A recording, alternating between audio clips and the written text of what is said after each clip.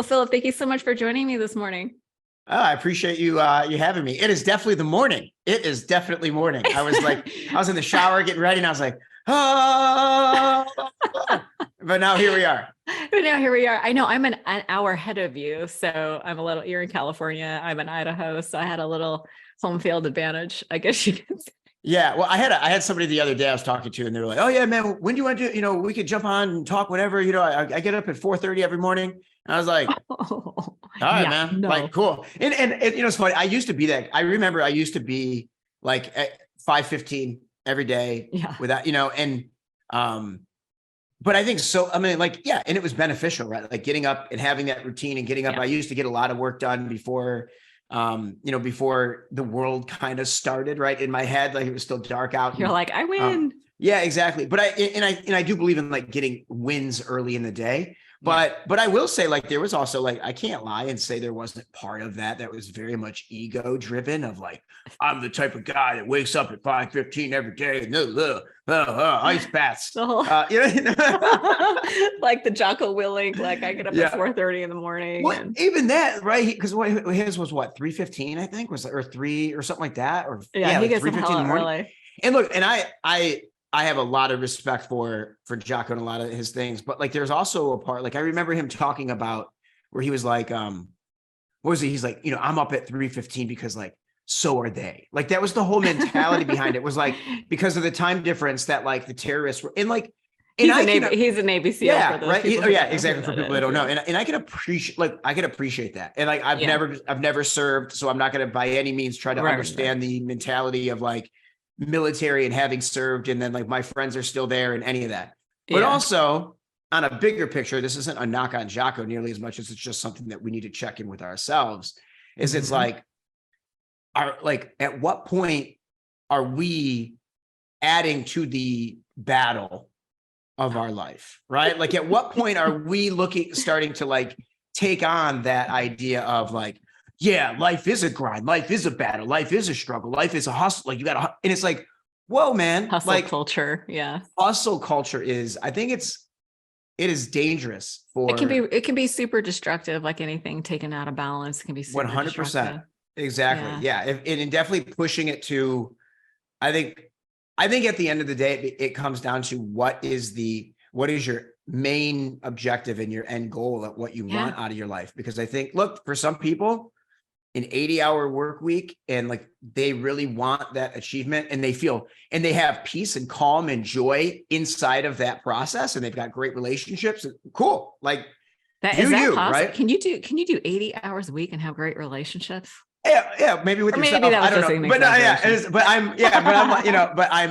But I want to believe that there is a scenario out there for everybody. Yes. But if at your core, you're not that person, right? And like for me, like I've spent many years, like 18-year-old Phil is very much go and conquer the world, right? Like 18-year-old Phil wants all the money, wants all the cars, wants all the prestige, wants people to put him on a pedestal and tell him he's good. He wants all the words of affirmation and he needs the entire world to know that, right? I kind of want that now. Right? Yeah, like he needs a lot, right? And hey, look, I'd love to say 18-year-old Phil is gone. He's not there all the time, but when he does enter the room, he's banging pots and pans. He's super loud.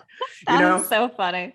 But there is the part of me now, like, 37-year-old me is like, dude, I want peace. And I want calm, and I want to look in the mirror and love that person that I see for his flaw, not for who he could be, not for where he's going, for where you're at. And it's like, and it's funny because like so there are elements now where I have to battle that the old part of me that wants to be Jocko and wake up at 4:15 and do the hard things now so life will get easier. Right. And then there's also the part of me that's like, hey man, you're 3 generations away from no one knowing your name. Right. Like how many people don't know their great grandparents' names? Yeah, exactly. And that's your family, right? Yeah. This is all eventually going to be over.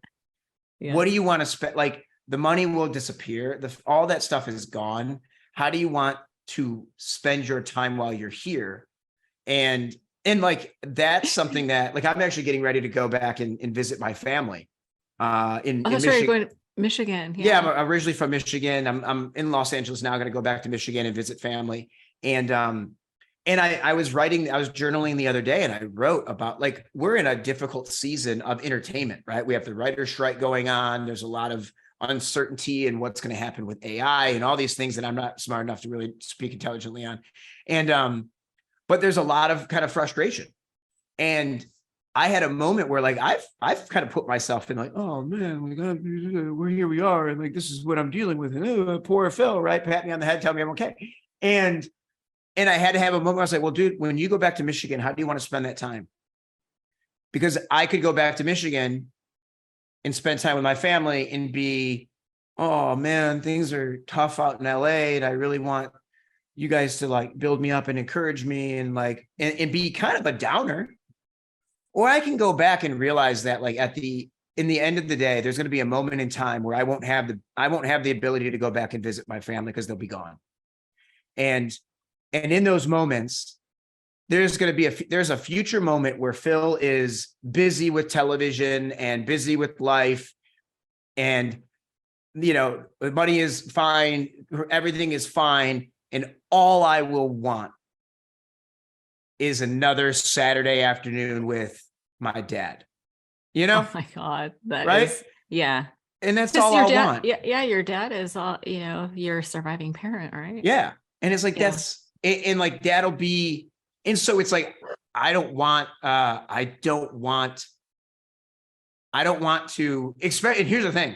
A lot of people get towards the end of life and you learn lessons and you say, I wish I would have known that when I was younger. There's a lot of stuff that we know, like recovery has given me so many amazing life lessons. I've been able to learn so much that now it's going to hurt extra. It'll hurt double time if I'm making mistake. If I get to later on in life and I'm like, oh man, this is what they were all warning me about. And I didn't listen. Yeah. And here I am now filled with regret because I kept choosing the things that the world was telling me I wanted, or the social programming, instead of like what people that I've come to know and love and care, what they were telling me. Exactly. Man, I feel like we covered a lot already in 4 minutes at the beginning. I haven't even asked you my lightning round questions. Okay. So we have a little game I like to play called the lightning round, which is very slow, but we're going to front load the episode with even more amazing things than what you just shared. And we talked a little bit about it, but do you have a morning routine or a weekly routine that supports your sobriety? I think, the morning routine for me is number one. I think winning the mornings for me is all about winning the night before. So I actually will plan. I will look at my, I have a little dry erase board, and I will, quickly look at the schedule for the next morning or for the next day. And I will put everything on there that needs to happen the next day, so that when I wake up in the morning, I can just execute. So I plan out the night before, go to bed, wake up. I leave the cell phone is always in the other room. So the alarm sets in the other room. Good for you. It's an annoying song. It's the same song that it has been for years. So it's almost like Pavlov's dog. What is it? It's a Justin Timberlake song.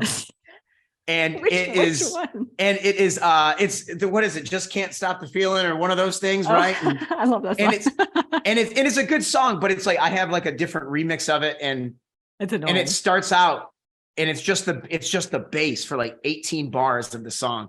And it's like, I have no joke. It is like Pavlov's dog. Like I hear that song and I'm like, out of bed. I am like, turn this off. It is too early to dance. Justin Timberlake, calm down, buddy.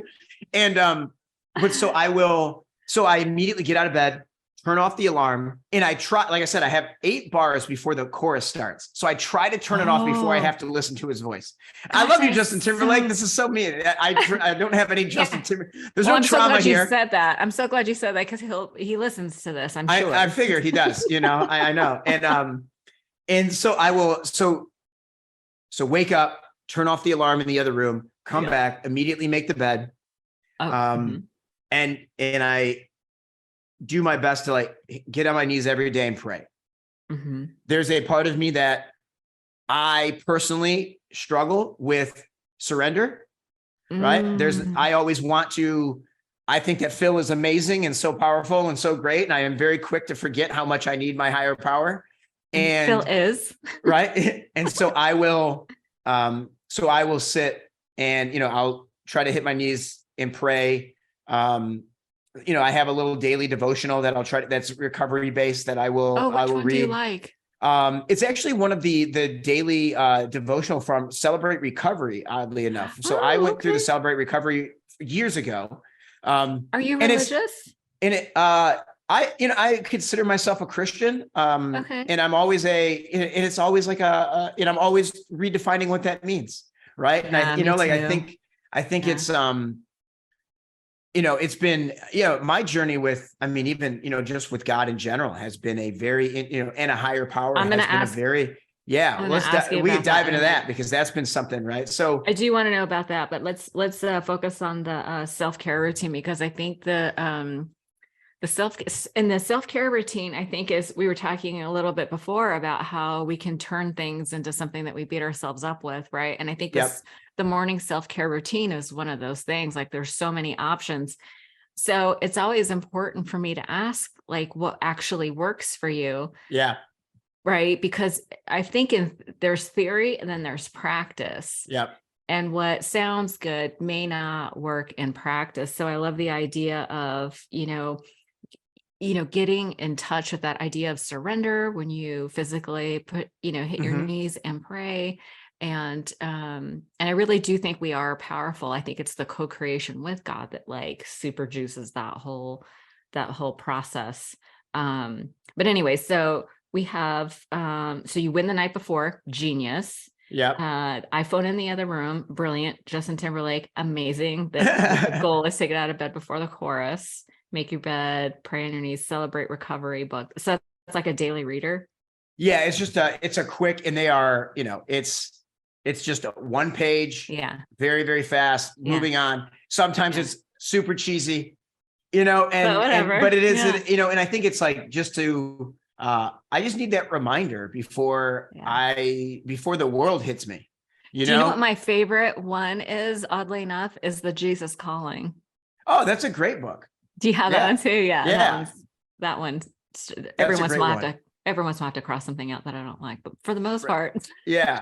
and so that's pretty much the morning routine. And then it's, then it's obviously eating, making breakfast. I eat kind of like the same breakfast every day. Like I'm very, regimented, but then it's like, then I'm into the day. And the nice thing is that I've planned it out the night before. So now I can just kind of execute the day. Right. Rather than, like I try to limit how many decisions I need to make. I was just going to say, then you don't have decision fatigue. Totally.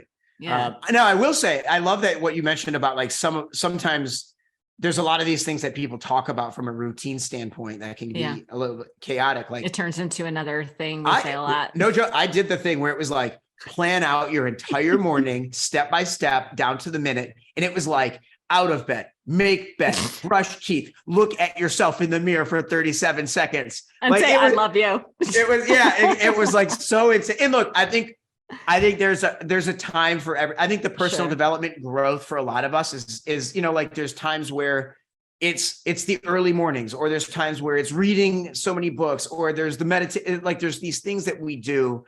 And I think that it eventually gets us to a place where, like, I hate to say it, but it's like, it's almost like, the comedians talk about this, right? Comedians talk about how they start, and a lot of times you're trying on all these different pieces of other comedians that you've liked for years and years and years. And then you have to start finding what you're comfortable with. And it takes time before you find your voice. And it takes time before a comedian finds their specific voice on stage. And I think that there's an element of, when we're newer to sobriety, where we're newer to personal development, we're trying on kind of a lot of these different things because we're starting from a place of like, I need to change, but I don't know where. Right. So we try all these different things. And then eventually we start to settle into like, okay, like what actually does work for me? Not like, I don't care if it works for you, Tim Ferriss. It's not working for Phil Barbb, right? Or like, I need to figure out what is going to, like, I love that you jump in your ice luge for 72, you know, like I don't need it, man. Like I'm good. So I think it's, but that takes time and understanding that that's part of a process, right? Like you can't have it all overnight.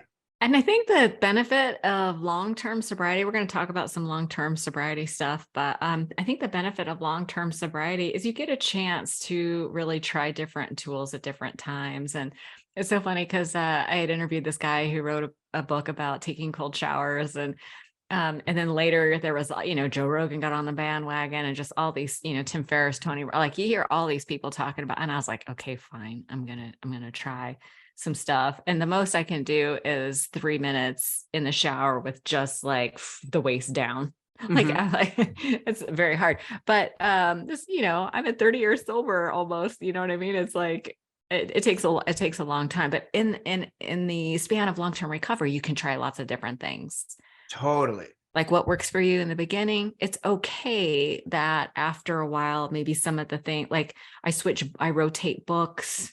I rotate guided meditations. I rotate stuff so that it doesn't become rote, because I think it's so important to, have it prompt actual. I think there's elements of the routine, and this is so, and this just goes to show how complex I can make it, or we can make it. Yeah, there's elements of me that love the routine, right? I love the discipline. I love having the goals and knowing when I'm working. And then there's times where I'm like, I got to go to the same Tuesday night men's stag in Culver City. That's my home group that I've been going to for years. I got to do the same thing. And then like the next day it'll be like, oh no, I want the routine. I go to the gym every day. So it's like, I pick and choose, right? I'm picking and choosing based. And I think that it's like, oh, this is the situation. It's like, no, dude, like it's how you feel. Like what's going on in your recovery right now that you're not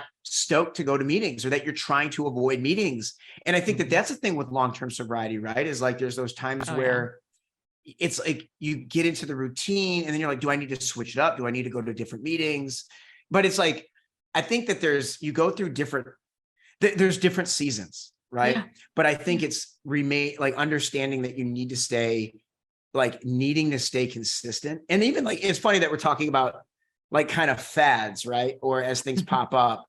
And I think that's something that in long-term sobriety, it's like, you can always be looking for new things, but there's also moments where you have to be able to understand that. Like, I love this idea that like old problems need old solutions. And it's like, if you have a new problem, like new problems, AI, there's going to be new problems in AI that are going to need new solutions in AI, right? That's it.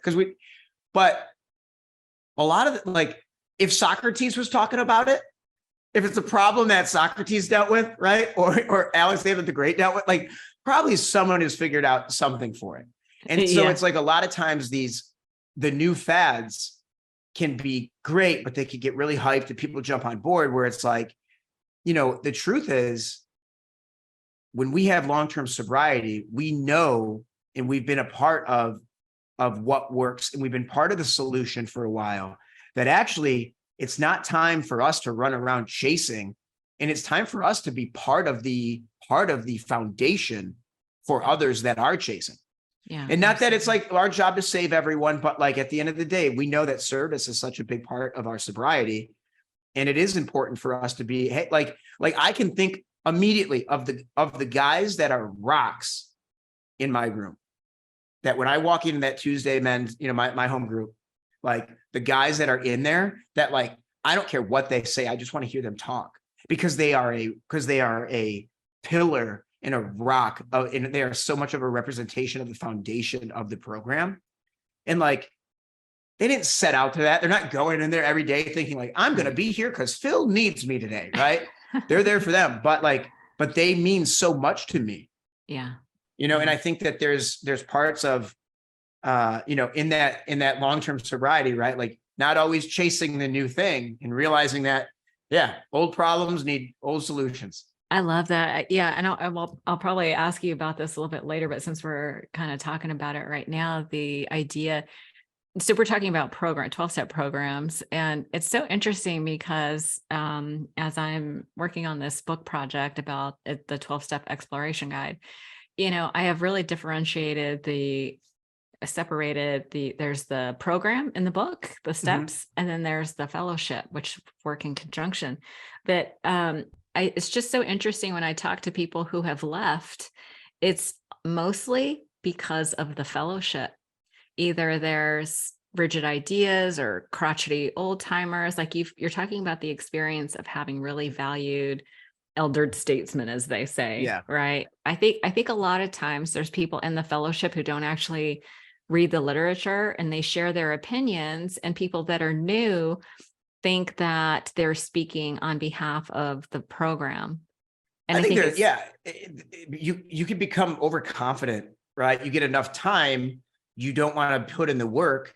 You start to feel like you're entitled to your seat in the room. And you start thinking that like you get to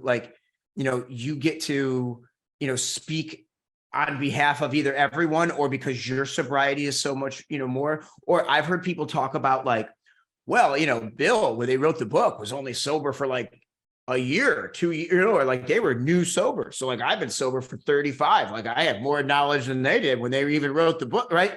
And it's like that, it's ego. Like that's the ego of it. But then, but I would challenge, the idea that it's because of others, because the truth is, if I got thrown out of a bar, I'd go right to the next one. Right. Like if I see what you're saying. It's personal responsibility. But what I'm talking about is like, I mean, there's a lot of backlash towards AA in the, now with social media and stuff, and sort of this new online recovery stuff. There is a lot of backlash, and it's people like, I challenged this lady. She was like, when someone tells me that this way is the only way, run. And she was like an influencer, right? She spent a lot of time. She was pretty, she was funny, and she built this large following. And by the way, she's early in recovery, no psychology degree, no training of any kind. It's just she's sharing her personal experience. Yep. And then I challenged her on that idea. It's like, well, just because somebody says this way is the only way, they're not speaking for any 12-step group, because again, if you read the literature, that's not what it says. Right. Well, and what really bothered me was she's told me, she goes, it's the people in that program that show up in my DMs, and they are like the most vile people, saying, if you don't go to the program, you're gonna drink, you could be, people could die with this kind of, and she's just really being attacked.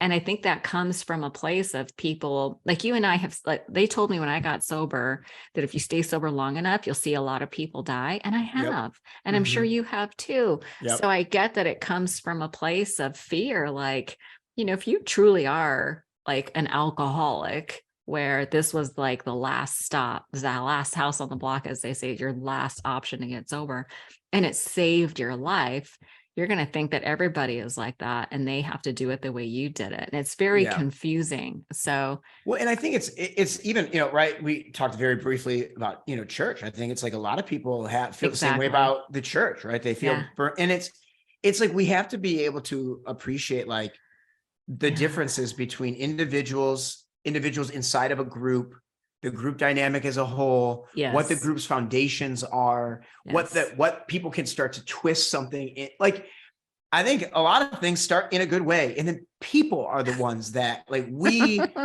mess it up, right? I think that's one of the things, like there's a lot, even just to take the principles and the steps on what they are. They're simple. Yeah. We complicate simple program for complicated. It's such a simple program. And I think there's times where things can be so simple that we don't think they can be effective. That's some meditation. It's 100%. And I think that I think I always try to be very open to like, there's a lot of different ways to, right? There's more than one way to skin a cat, you did, right? Celebrate recovery to traditional recovery. Yeah. And I started AA and did that for years, and then started to dive back into church. Right. And had a lot of issues there, and then like found Celebrate Recovery through church, and then like enjoyed, I enjoyed it. The one thing that was hard for me when I went to Celebrate Recovery was, I think because, excuse me, because it's not as well known, or because I think it's a little bit even frowned upon or looked at in the church, right? Like, oh, there's these recovery people that do this, right? It's very, right. It's right. Because there can be that aspect of, religious people that want to be very judgmental, right? Yeah. And, but I remember being there, and I was probably like, I don't know, 6 or 7, maybe even 8 years sober at that point.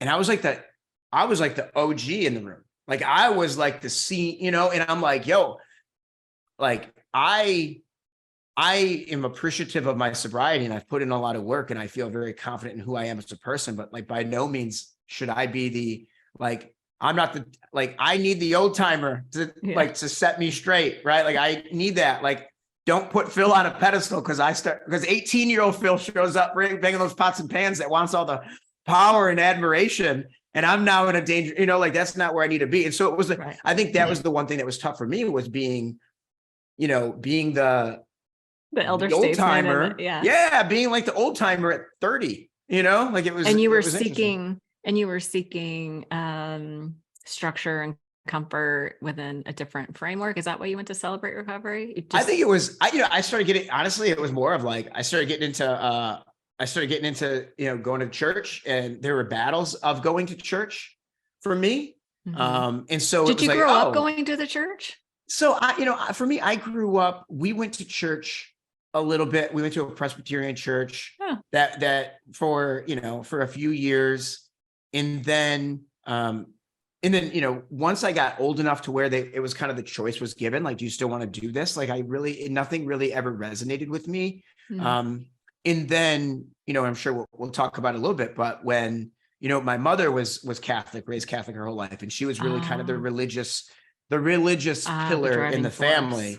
And then when my mother was diagnosed with cancer when I was 14, we had a year-long battle with cancer. And then she passed away a week before my 16th birthday. Like that adds a lot of sadness, frustration, anger. And when you don't have anyone to aim it at, God becomes a really easy target. Oh, for sure. And I think that was something that I battled a lot of. I remember, I've since been able to go back and make amends for this, but I had a friend of mine who through high school was very, very religious and was very open about religion, and was always talking about it. And I would go out of my way. Like we'd be, in high school, partying, drinking, whatever, after a football game or something, you'd go out and you'd be partying. And I would hit a certain place, right? Like a certain part of the night where Stifler Phil disappeared, right? Like Stifler just want to party and get crazy, Phil disappeared. And angry at God and wanting to destroy the world, Phil would come out. And I would, no joke, seek out my buddy. Didn't matter where, and I would just drill him on why God didn't exist, but why God was awful. Yeah. And why he was punishing this person and these people. And how can you look at him when this happens and this is in the world and all the stuff that all the suffering, right?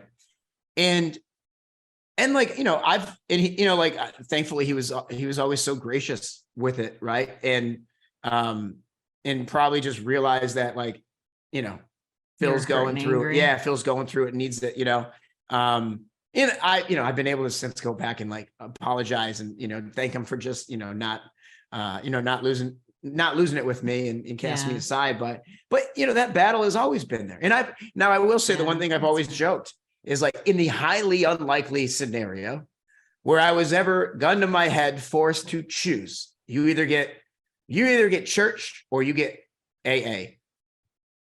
I'm going AA all day, because it's I love the authenticity and the transparency of people. And which I think in a weird way is probably the only reason that a lot of my Christian buddies let me hang around, right? Because I swear I don't say things the right way. I challenge a lot of things in the book. I'm very open about like, pushing back or, calling things out when I think that they're wrong. And, right. But they also, I think they also appreciate that. Like it does. I like to believe it comes from a place of love and care and of really wanting to make sure that we're doing the best to like take care of the guys that like come to our men's group and like that. We have a faith-based men's group and, it's really important to me that we're always creating a situation where people can open up and people can be authentic and people don't need to be like perfect Christian guy doing everything the right way, because you're not. There's no such thing. There's no such thing. We're all making mistakes. We're all doing things that we're not proud of. And then it's like, but it's the shame, hanging onto the shame and the guilt that is like so dangerous for us. Sure. Because it's like when we feel the shame, when we feel the guilt, when we don't want people to see that, because we're afraid if they knew who we really were, they wouldn't care about us. They wouldn't love us. They wouldn't want to hang out with us. That separates us. So we create the mask. Right? We create the mask to try to only give them what we think is going to be an acceptable version of me.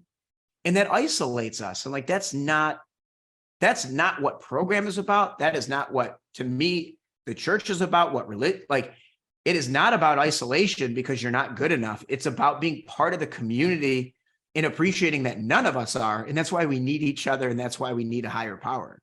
Yeah. They say that addiction is a disease of isolation and connection is the cure. Oh, yeah. Well, I was going to ask you two other questions. Like what were the books that helped you early on in recovery? And I was going to ask you about, since the name of the podcast is ODAT, what does that mean to you, or how does that idea work out in your life? Yeah. So, I mean, honestly, early on in sobriety, like I'd love to say, oh my God, the big book changed my life. But like, I got sober at 23. Oh, that's young. I got sober at 22.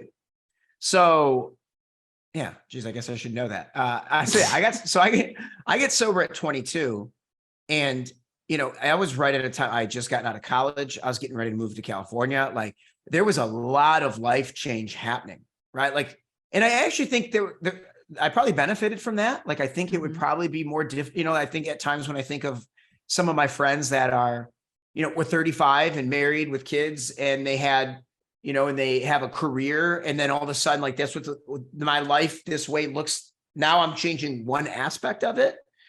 And I think that there could be some difficulty in that. Whereas me, I was going through a whole world of life change, right? Like I'm no longer this student. Now alcohol is gone. I'm getting ready to move out of state. I'm leaving my family. Like there was so much happening. I wasn't reading a damn thing, I just got out of school. I'm like, dude, I just want to get to California. And so I don't think there was a lot of literature in that, which is funny. Cause like now I try to read you must read a ton now, 20 to 25 books a year. Yeah. I try to like always stay on top of it, but early in sobriety, I'll tell you what, the one thing I will say, and I know this sounds so cheesy and people are like call bullshit on it. Like I read or recited the Serenity Prayer probably 5, 6, 7 times a day. Yeah. And I was so out of sorts and I was so confused and filled with ego that was just wrapped in insecurity. It was confusion, but also feeling like I needed to know everything because I'm 22 and like now I'm an adult, right? All these different things.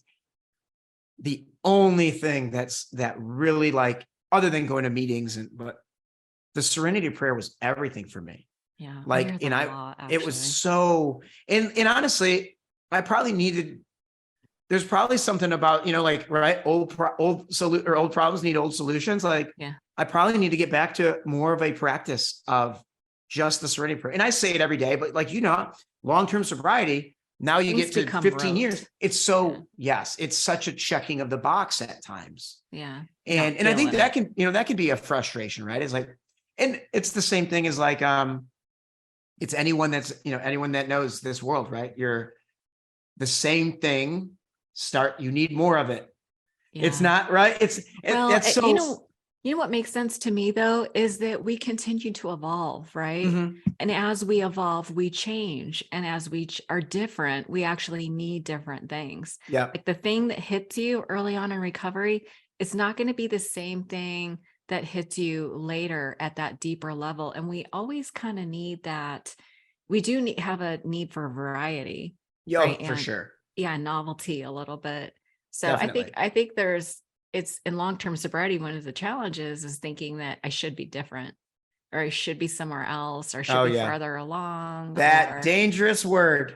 Here should. we are just shitting all over ourselves. Yeah. And Yeah. I heard recently somebody was talking about the idea that any should is just evidence of social programming.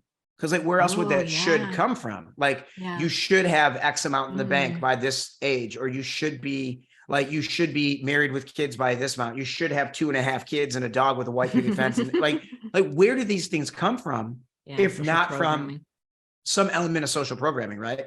And To your next, go not ahead. all, I'm sorry to interrupt you, but I was going to say not all social programming is bad, but I think we need to be conscious of it. I think it's the awareness of it, right? Awareness. Awareness. You should probably not kill your neighbor. Like, yeah, okay. Like, yeah, I'm not going to say like, oh, well, that's just social programming. Go do what you want. Kill your neighbors. Have a good time.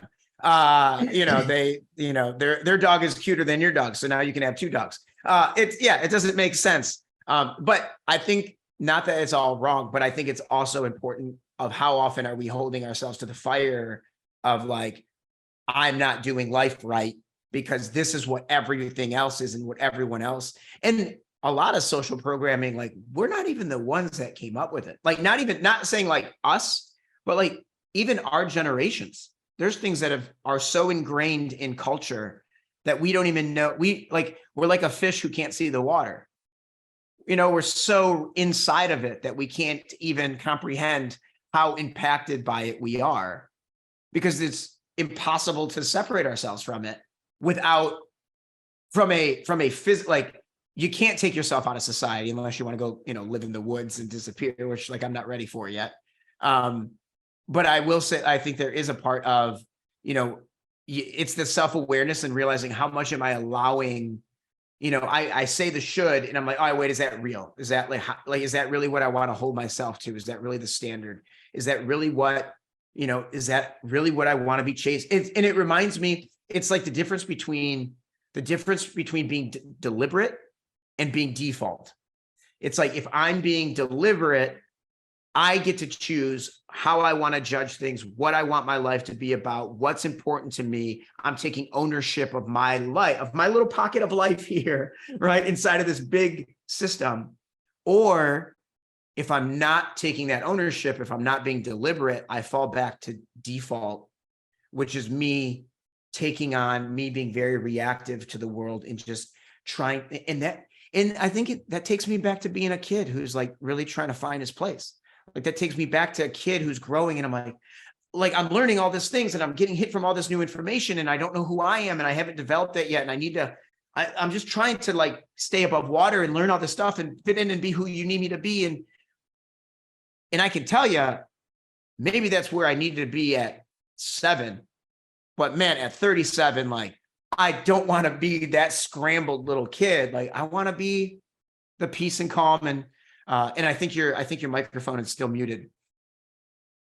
And that's not as cute at 30. There we go. I gotcha. But yeah, and it's like, and so I think that is like being able to appreciate when are we being deliberate versus being, being just in default mode. In default. I love that. Can we backtrack just a little bit? Of course. I want to talk about how we got here, because I think the journey from like falling into addiction, like, what it was like, what happened, and what it's like now is really an important story to tell, because I think that's how people identify, maybe just 3 to 5 minutes, whatever you want to share about that. Definitely. So, my kind of journey in recovery, I grew up in Metro Detroit. I was, my dad was a police officer. My mother was involved in school board. So there was an element in our small little community where like they, my dad would coach Little League, right? Like people knew who they were, right? And so there was a little bit of, even me at a young age, I felt a certain element of pressure and obligation to be representative of them. And I love my parents to death. Like I look up to them so much, and I did at that age, and it's still true today, to a point where like, I didn't want to do it. I didn't want to do anything to let them down. I didn't want to do anything to look bad on them.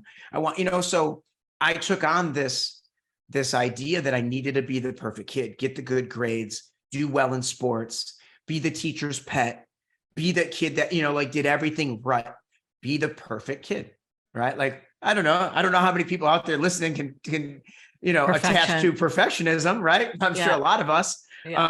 Me too. And so that element of me was in my adolescence. Like that was never placed on me. My parents were never like, my dad was not like a overbearing, militant guy. Like he really wasn't. Like he's a really loving, caring man. I'm very lucky to have the father that I do.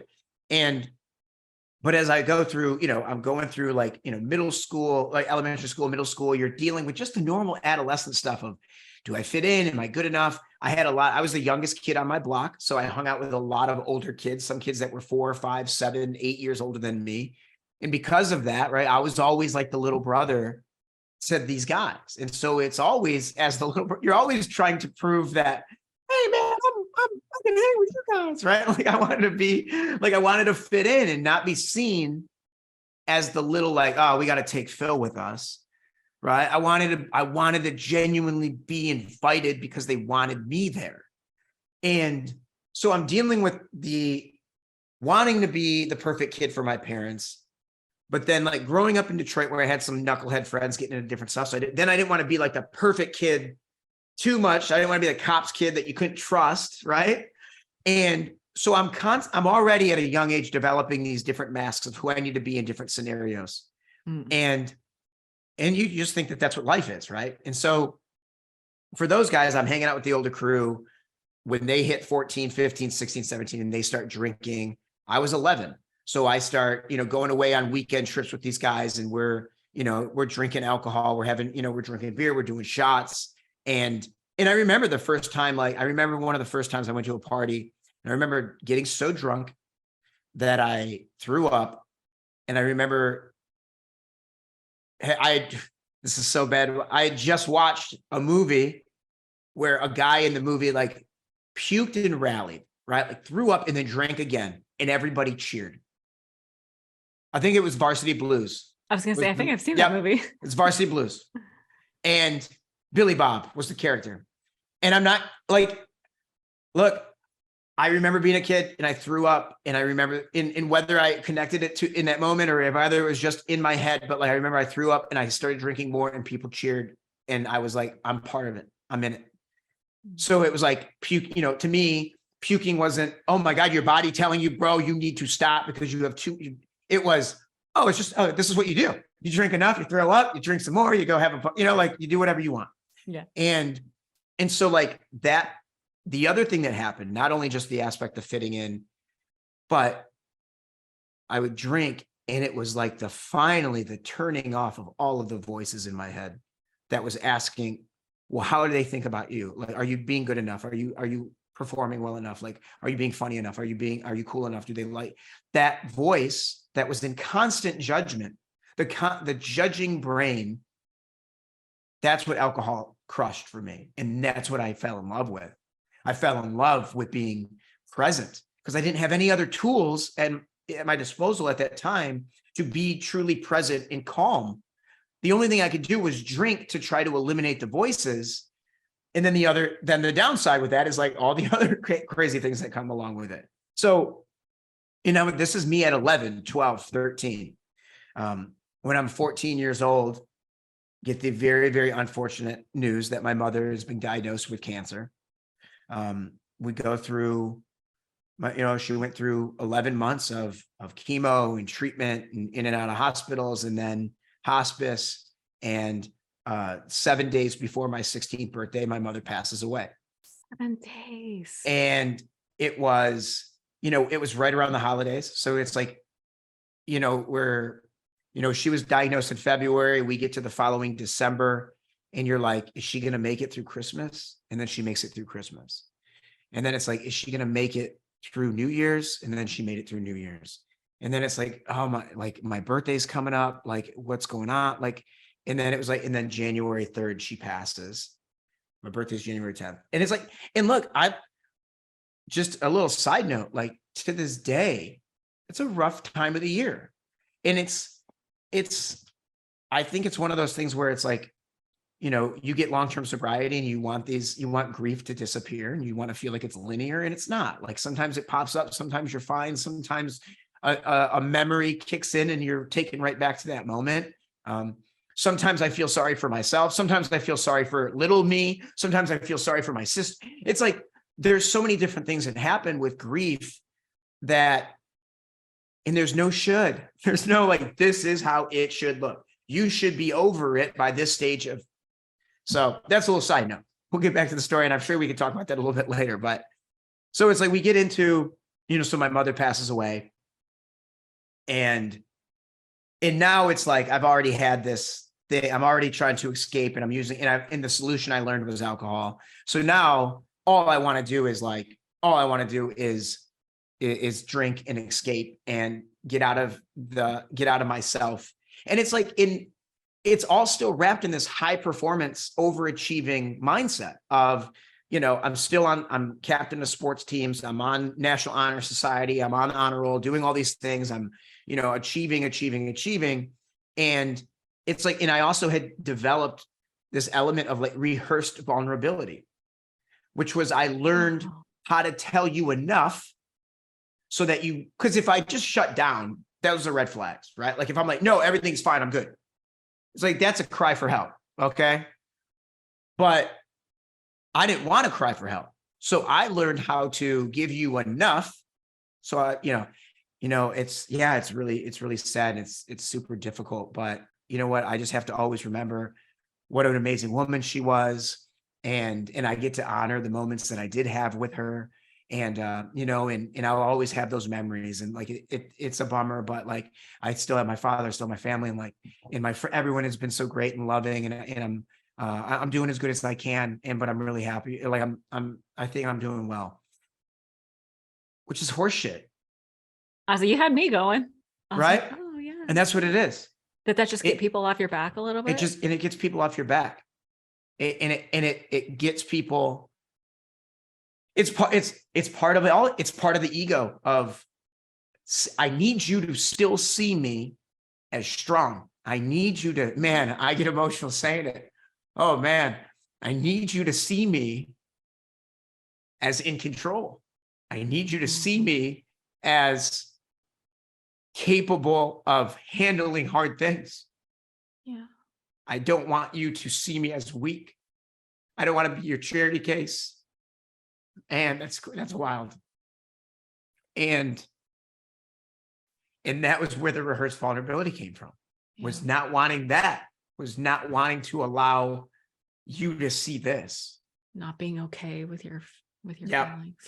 And so, and then, so like I said, I'm still doing all the overachievement stuff, given the rehearsed vulnerability.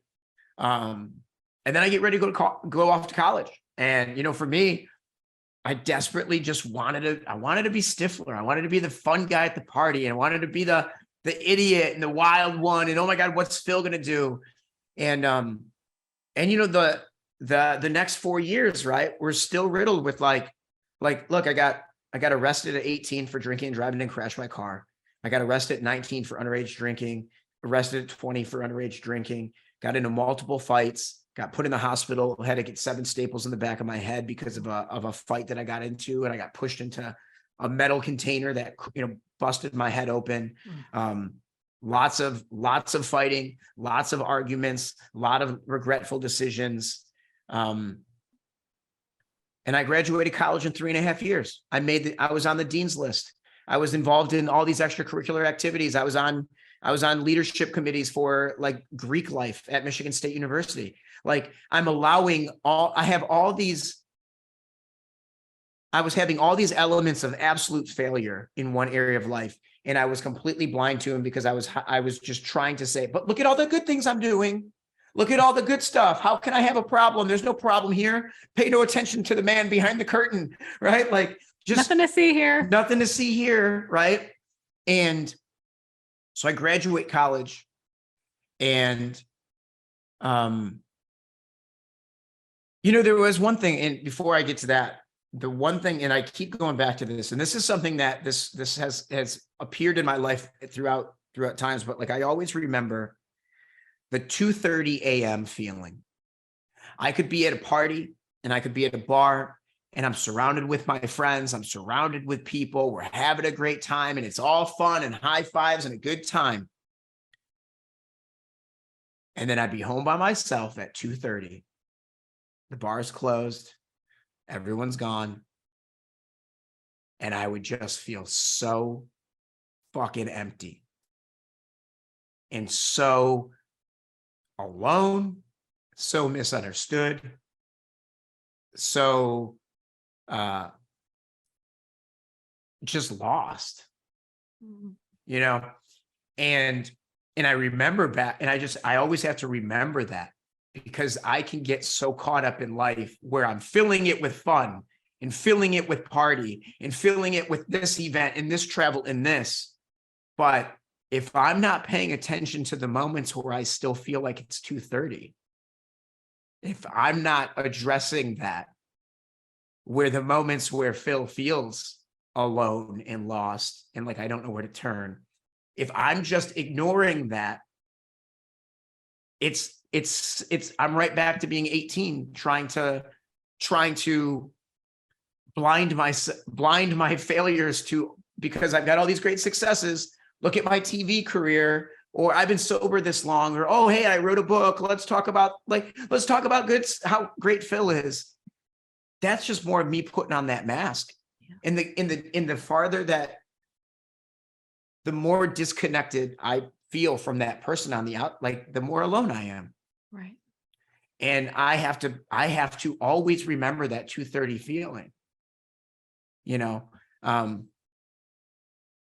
and so I finish up with Michigan State. I get ready to move to California, and 11 days before I moved to California, met up with some buddies for a Michigan State basketball game at the bar. I had just left the gym. I was like, I'll come up for one beer.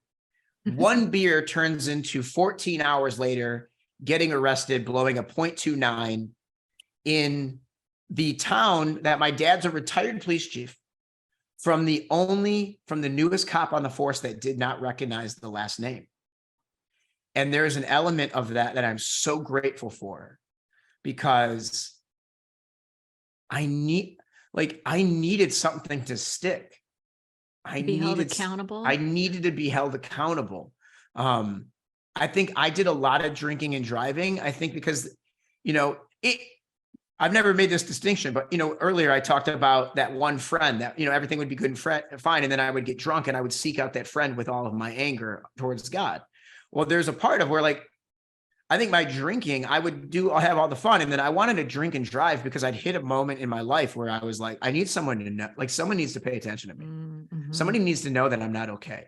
And I think there were elements of me that I would do a lot. Like, I wouldn't just like drink and drive because I needed to get home. It was like, I would get up to 100 miles an hour on side streets and blowing past like stop signs and like on like small little roads at like 2:00 in the morning, 2:30 in the morning. I would go to the baseball field and I would run bases with my car. I would drive on the baseball fields and drive through. I was doing so much stupid stuff for the adolescent ridiculousness of it, the wanting to be Stifler, but also the part of me, I think there's a lot that I wanted to get. I really just wanted somebody to see me, and I wanted somebody to see that Phil's not okay. Like, see beyond the masks, look beyond it. And I had this I'd love to say I got into program and like, and became the perfect little AA'er. I didn't. I still had that element of like, I'd give my good share and I'd be a good person, a good young person in AA, but I didn't want to get a sponsor. I didn't want to read the book. I didn't want to do the steps. I didn't want the accountability. I was afraid of what I would find out. I was afraid that if I did the steps and they didn't work, that I would be hopeless. Yeah. You know, there were so many things of fear in it. And I'll never forget, I get to 4.5 years sober, coming up on 5 years sober, never had a sponsor, never did the steps. And I'm at a meeting in North Hollywood, and this guy walks up to me after I give my great little 3-minute share of like, oh yeah, blah, blah, right? I got 4.5 years, blah, look at me, I'm great. And this guy walks up to me, goes, hey man, I just wanted to introduce myself. And I just wanted to tell you, I think you're full of shit. Oh, how dare he? And he's like, 5 years is dangerous. Yeah. Quit messing around, get a sponsor, do the steps, knock it off, grow up. How pissed were you? Oh, I asked him to be my sponsor. You're like, finally somebody sees me. And that was it. It was someone saw me as the broken 16-year-old and not as the, I got my shit together TV producer living in LA who look at all the stuff that I can do. And he saw behind all my bullshit. Yeah. And I'm so honored that he was bold enough to speak that into my life. Yeah. Right. Like for whatever reason, right. Who knows what it was that kickstarted that for him, or that gave him the confidence or the boldness to say, right. Like, and I'm so grateful. Well, there's that saying that pain recognizes pain. Yeah. I mean, but look, I'm sure there's a lot of people that throughout 4.5 years of meetings were like, oh, this kid, I listen to this guy. Right. Yeah. But they never approached it. Right, but I'm so great. And like, look, he was the first man that that took me through the steps. I shared with him things that I had never shared with another human. I told him things I'd never spoken out loud, things that I had done, things that had happened to me. Lots of shame, lots of guilt, lots of sadness. Grief. Lots of grief. And yeah. And it was like, and look, that's a stranger. Like that's the beauty of community and the beauty of program. And, and that was my experience like that. I'm so lucky, and I think that I remember that so often because it's like, that's what's important. That moment, right? Like, I don't know. I don't have an idea at all of how much money is in his bank account. Yeah. I don't know what he drives. Doesn't matter. I don't know I don't know. I've never been to his place, but the impact he's had on my life is profound. And it's like, and that's important.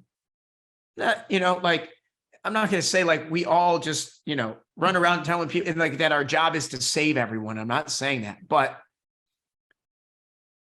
like he was a man, he was a man who was being deliberate in his intention.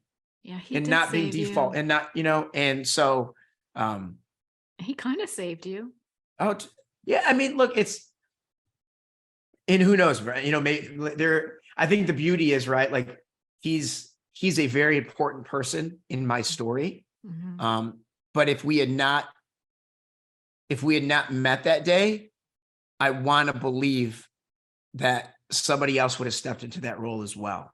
Yeah. And I think that's, we have to, and then there's, like we have to show up. I can't have that experience without going to meetings. Right. Yeah. And it's like, and I think that we've got to be able to just like look at ourselves and understand it's, to be cheesy, right? It's the serenity prayer. It's like, what is in your power? What is outside of your power? Accept what's not, and then show up and have courage to change things and to impact your own life in the way that it's going to make it better and more meaningful in the long run. And like, and do your damnedest to have some wisdom to be able to understand where that line is between what is your responsibility and what is not your responsibility. Right. And I think that is, I think it's so important. I really think it is important. And yeah, so that's my sobriety story. That's the recovery. And now that's a great story. Yeah. Now I've been sober for, over 15 years now. That's amazing. It's, it's given me so much. Like I really am so grateful for it because I think if anything, I still have those times where I'm like, is it this simple? Are the solutions this simple? Like like I'm always looking for that next perfect fad or that new thing. It's like, there's no new thing, man. There's no, like, go to meetings, have a sponsor others, be in community, be honest, you know, and I think it's, for me, it's a lot of like, be aware of 230 Phil, be aware of Pot and Pat being Phil, be aware of that Phil, because he's still there, you know, like I can still see elements of those behaviors. Like their default.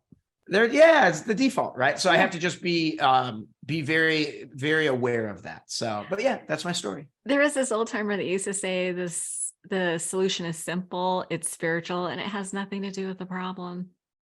You know, it's like, we don't go to 12-step meetings to talk about drugs and alcohol. We go to talk about the solution, and we support each other in the solution. And I think that's the beautiful part. I mean, the fellowship is equal parts. I mean, for me, I had similar experiences to you, where the people saved me. They transformed my life. I had spiritual, magical experiences that continued to attract me to the program and to meetings, you know, even all these years later. You know, and I love that you said that. And it's fun for two reasons. Number one, so like excuse me, my home group is a solutions meeting. So like it starts as like, hey, we all know what the problem is, only talk about your solutions. Oh, that's awesome. Which I love. But I appreciate what you say about the spiritual and the magical experience. Mm-hmm. And the reason that's important is because that was something I struggled with. And I've talked with other people that we struggle with the idea of spiritual awakening. Yeah. Because the idea sounds, to some people, it sounds very normal and calm and calming. And they've had experiences with. For other people like myself, that is a bit aggressive or anti-self-help or there's elements of it that felt very like spiritual awakening. Like what, like that sounds like vegan and hippie. And what is that? Like, that's not me. Right. Yeah. Yeah. And I heard somebody, religious. Right. And like for whatever reason, different people have a misunderstanding of like, what in the hell does spiritual awakening mean? And I remember somebody very simply put, they told this story. I was speaking on a panel at the jails here in LA. And somebody said, she goes, if you're a horse thief and you steal horses, if the next time you're put into a situation where you can steal a horse and you don't, that's a spiritual awakening. Oh, whenever like you the don't spiritual do the awakening is being put into a situation where you would have done something in the past.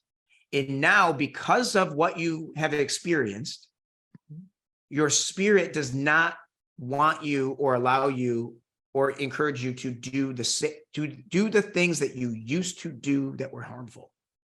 Yeah. And I was like, that's simple enough.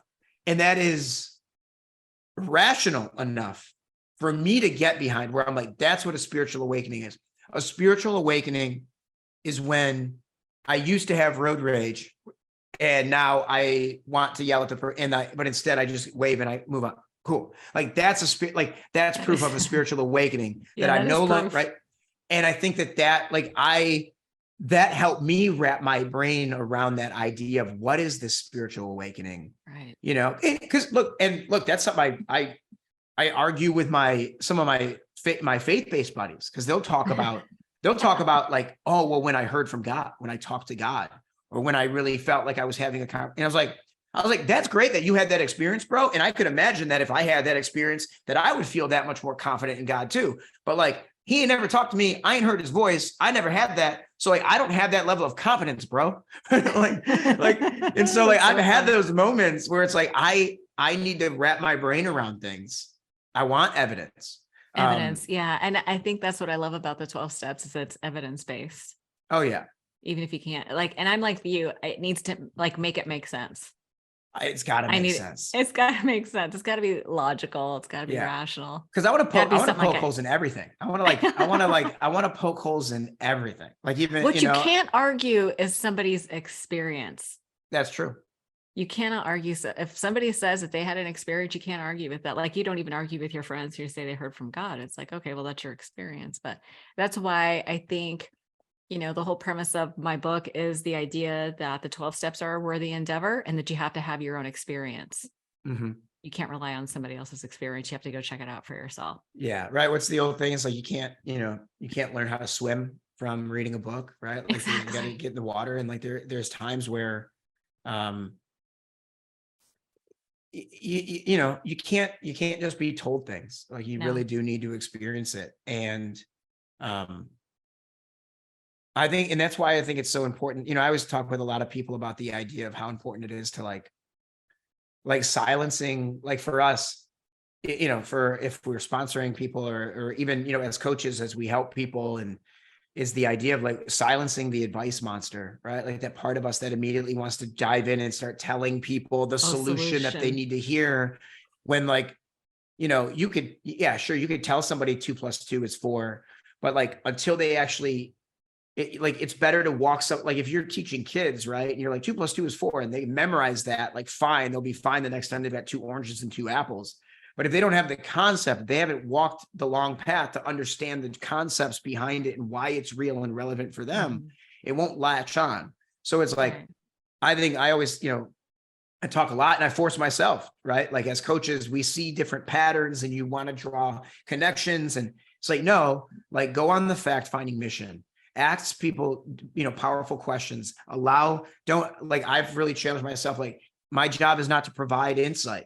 My job is to provoke insight, right? Yeah, it's not about me proving how smart I am or intelligent I am or trying to fix somebody else's problem for them because I'm so good. It's like, no, like, let me ask questions. Let me get to the root cause. Let me understand what's really going on in your life. What's the real problem here? What's underneath everything? And like, what are some solutions that you think that you might have? And what could you possibly do?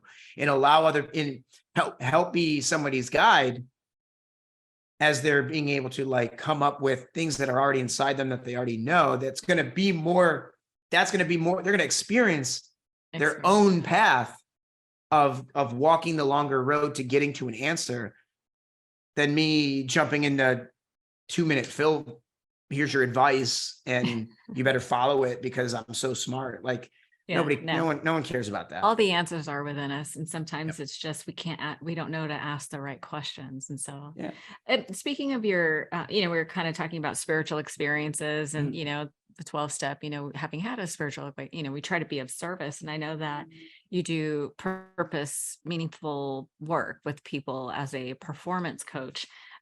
Maybe can you talk me through a little bit about the type of people that you like to work with, and maybe a little bit about how, I'm going to ask you like how people can contact you and things like that, but who's your ideal client? Like, who's your ideal client? Like, what kind of problems do you solve?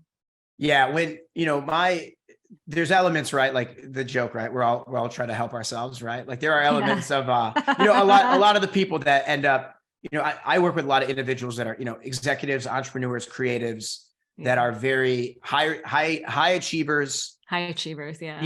Like very, very, like have that sense of, but are hitting those places where like a lot of the answers, a lot of the things they thought were going to be the solution are not the solution. Right. Yeah. Right.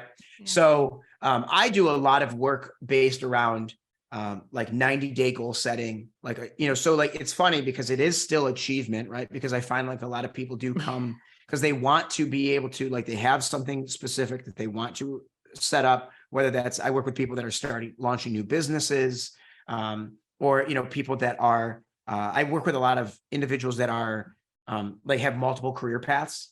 Right. Okay. Or that, they kind of what we would call slash, like we get that in the creative fields. Like I live in Los Angeles. So there's I'm a writer slash podcaster. Exactly. Right. Coach, so a lot of people that are very creative, sometimes the organization and the structure and the strategy isn't always as strong. So I work with people on that.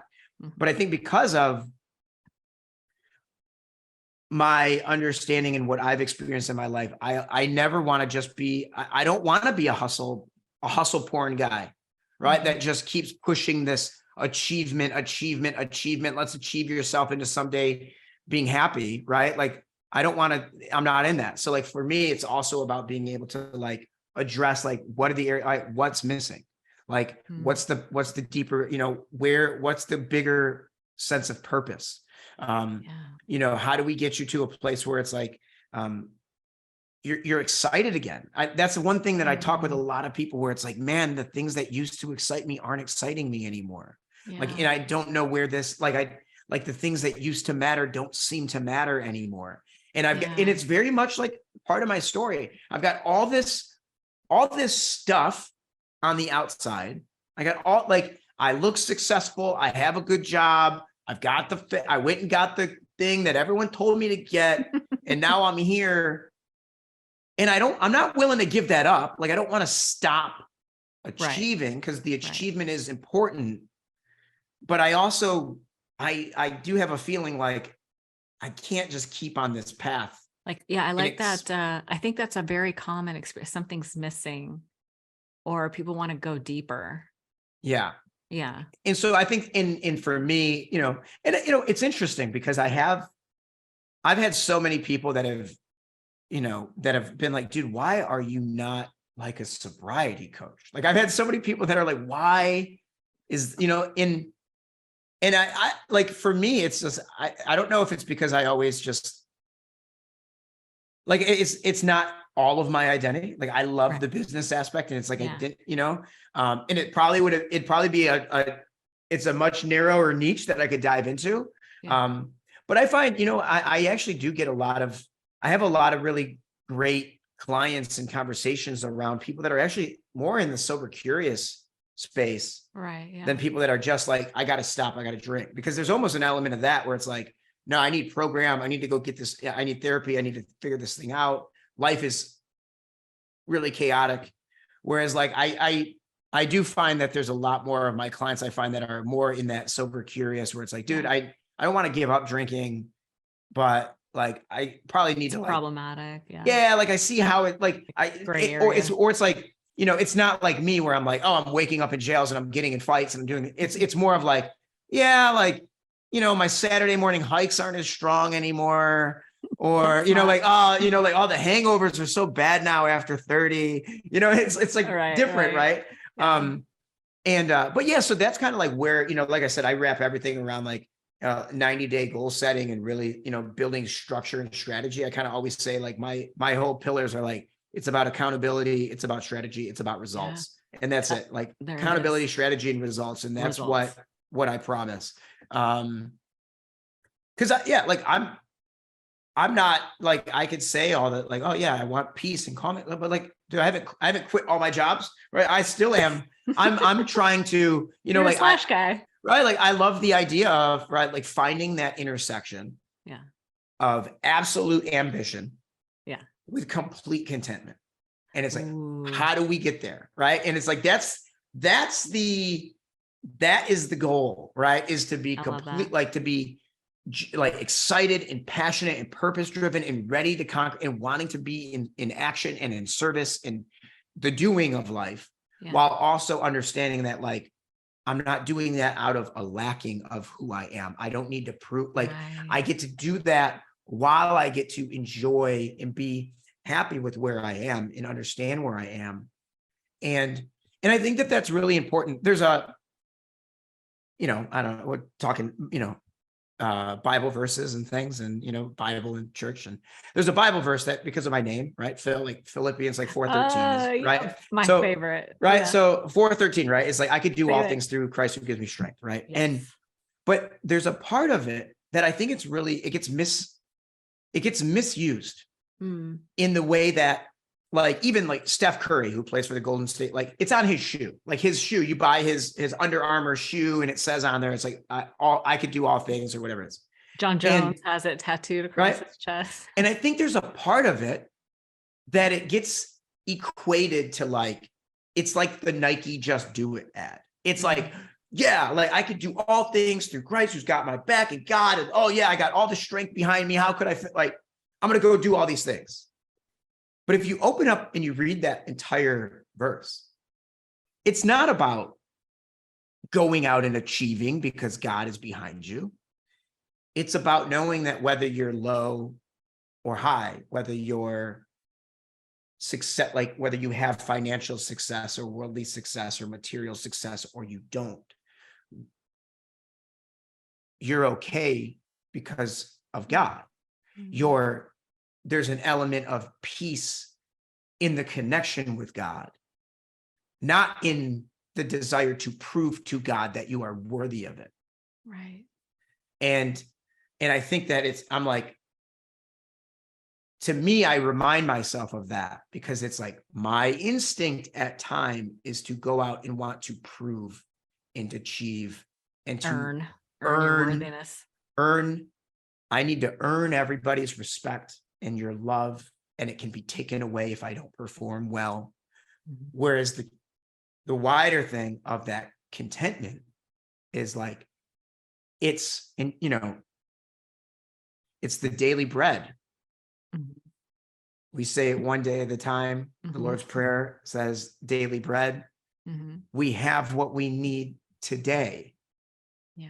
And that's all we need. And tomorrow will come and we will focus on, and we can be sober tomorrow. But like today, it's about not picking up today. Today, it's about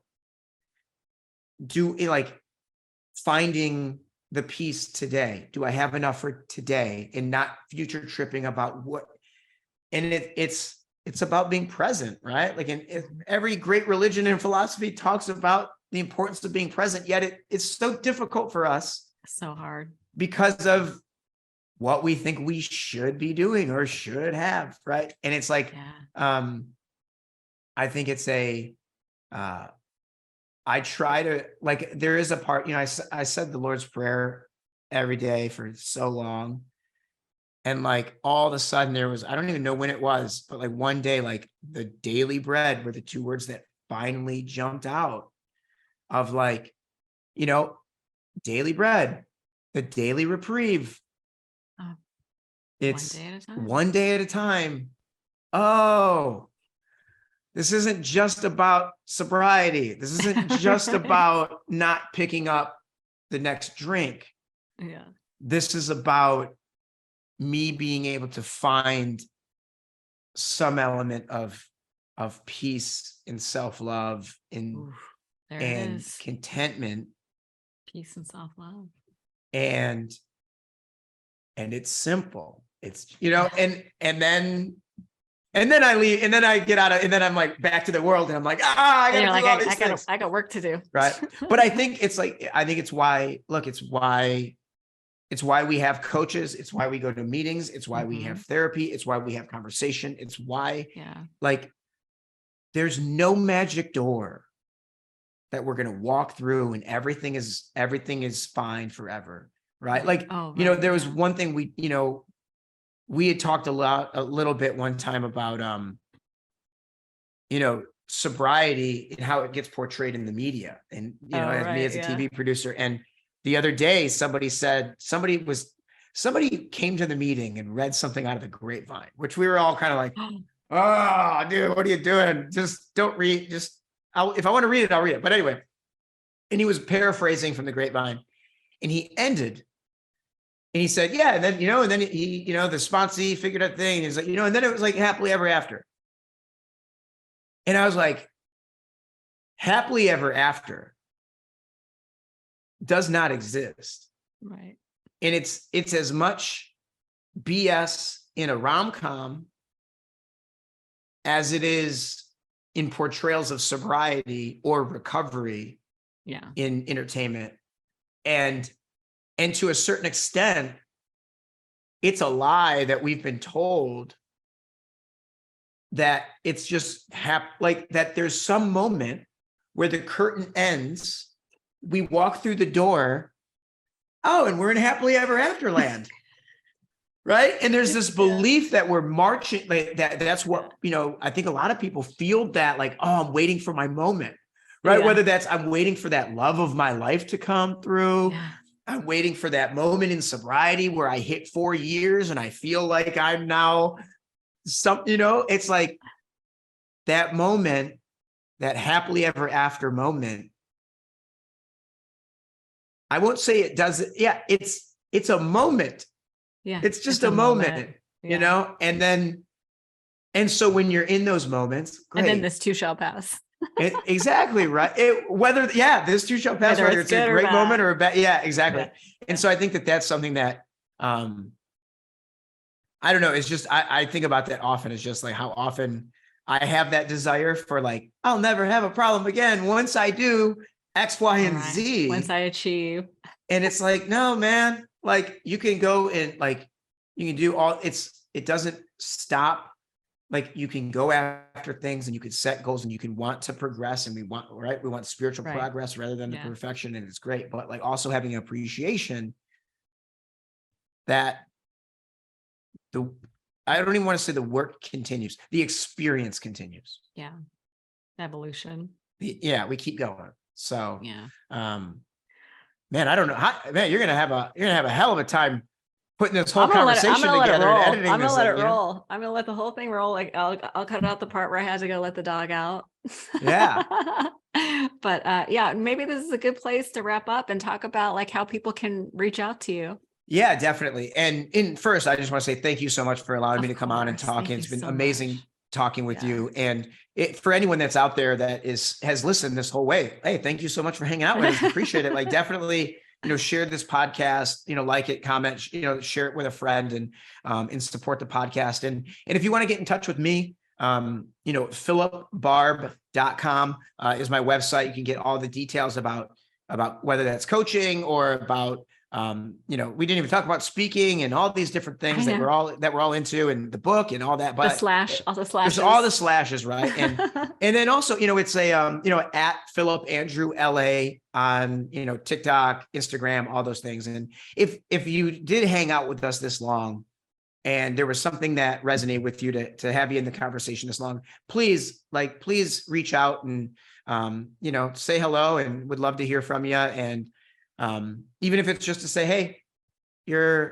I think you're full of shit. And we'll have to take a look at that. Get your shit together, no. And I think that, I love these. I just always love these conversations. So thank you so much for allowing me to be here. It's so much fun. You said so many like quotable things. My producer's going to have a hard time narrowing the clips down. So it'll be fun to see what she picks. I let her pick. Awesome.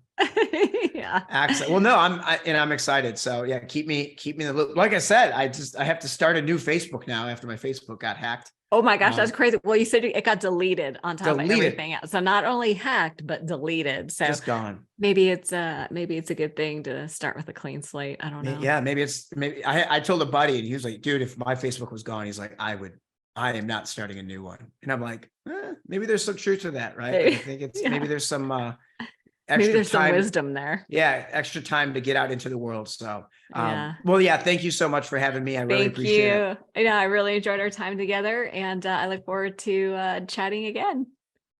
Excellent.